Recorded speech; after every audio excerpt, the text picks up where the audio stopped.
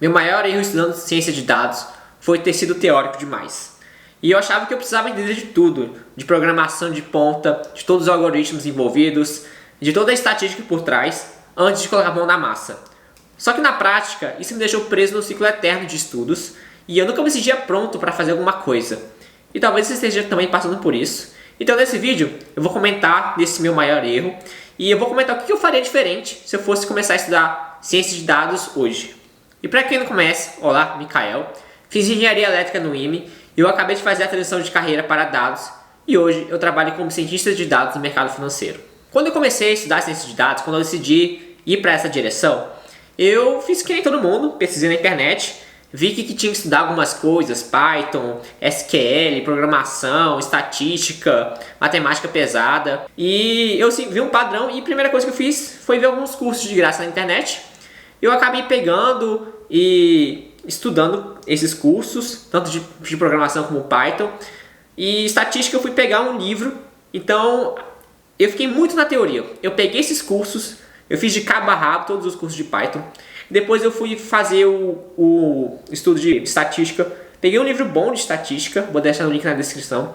E eu comecei a realmente ler ele. Era um livro bem pesado. E mesmo que eu estava entendendo a estatística, mesmo que eu estava entendendo a matemática por trás, eu não conseguia ver a aplicação daquela teoria e da programação nos projetos e nos problemas reais. E eu ficava naquele ciclo eterno de, poxa, eu sei que tenho que aprender isso, estou aprendendo, mas eu senti um grande gap entre a teoria e o que realmente a gente faz, né? A gente aprende todos aqueles teoremas, todos aquelas distribuições, mas eu não entendia como que a gente aplicava naquilo, né? Então, uma analogia do que eu estava fazendo, eu estava lendo um livro sobre como dirigir, mas eu nunca colocava a mão na massa no volante para dirigir o carro. Eu sabia de todas as engrenagens do carro, de como que ele funciona, o que acontece se eu apertar o acelerador ou apertar o freio, mas eu nunca tinha colocado a mão no volante para ver como é que é na prática. Então, o que eu faria hoje? Eu realmente acho que a teoria é importante sim, ela é o diferencial, mas eu faria de outro jeito. Em vez de pegar toda a teoria de uma vez para depois começar na prática, eu faria uma junção dos dois. Eu faria algo entre 30% teórico e 70% prático. Eu não abandonaria de hipótese alguma a matemática e a estatística, que elas são a base mesmo, mas eu estudaria dentro dos projetos, dentro dos temas, cada vez que aparecesse o problema e você precisaria daquela base, daquele conhecimento para você adquirir. Então, o que eu faria? Eu faria projetos em forma de uma espiral, onde você começa com um projeto simples e adquire o conhecimento para fazer aquele projeto simples. E a partir do processo que você vai aprendendo, tendo mais expertise, você vai pegando conceitos e projetos mais complexos para você crescer como pessoa. Então, é a base de teoria, mas você pega um pouquinho de teoria e já coloca a mão na massa.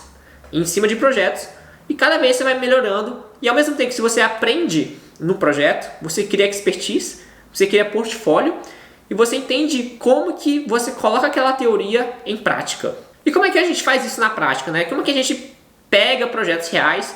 E hoje em dia com o IA tá muito simples. Você pergunta para ela, eu sou tal pessoa, tenho essa, estou começando do zero, me apresente alguns datasets simples para começar a estudar, né? Então o Kaggle, eu recomendo você ir no Kaggle. Lá tem vários datasets para você começar a fazer algum projeto. E aí você seleciona um deles e começa. Existe sempre projetos muito simples e que a maioria das pessoas fazem. É tipo um Hello World na programação. Tem um projeto lá do Titanic, tem um projeto lá das flores, tem um projeto lá de precificação de casas. Muita gente faz eles. E ele é para você começar a sentir como é que esse mundo de ciência de dados, se você está fazendo a coisa certa, né? E você já coloca a mão na massa. Você já vê meio por trás como que é o dia a dia e você aplica os conceitos. Então, eu recomendo bastante, você já coloca a mão na massa. Mas lembre que a estatística, a matemática, tudo volta por trás é muito importante. Eu só não focaria 100% naquilo, ou seja, não faria um curso de tudo para depois colocar a mão na massa. Eu faria uma mistura um do lado do outro. E agora, a dica que eu fiz no final dos meus estudos e que eu sentia que estava precisando e que foi realmente uma virada de chave, foi arranjar uma mentoria, conseguir um feedback, né? Porque você pode até fazer esses projetos sozinho, você pode até pegar a aula da série e estudar, usando o ChatGPT te ajudando. Só que você não vai ter alguém te falando de feedback. Ó, esse projeto que você acabou tá meio errado, eu não faria assim, eu faria desse jeito. Né? Te dando inputs do que você está estudando, te mostrando onde você errou. Porque às vezes a IA ela é enviesada para sempre falar bem de você, né? Então ela vai pegando direcionamentos do que você poderia ter feito melhor, qual gráfico você poderia ter aplicado, que análise faria mais sentido para fazer aquilo. Então, uma mentoria, um feedback é uma das coisas que realmente faz a virada de chave, e eu tive isso. Eu procurei um colega meu que trabalhava na área como cientista de dados, perguntei para ele algumas coisinhas e ele foi me ajudando. Eu fazia um projetinho, mandava para ele, ele revisava, falava, ó, isso aqui, olha isso aqui. Tenta focar nesse projeto aqui, já que tá, não lê esse artigo aqui. E me ajudou muito a crescer, ter esse toque de expertise, de colocar a teoria em prática, que realmente gera valor e é o que realmente o mercado busca.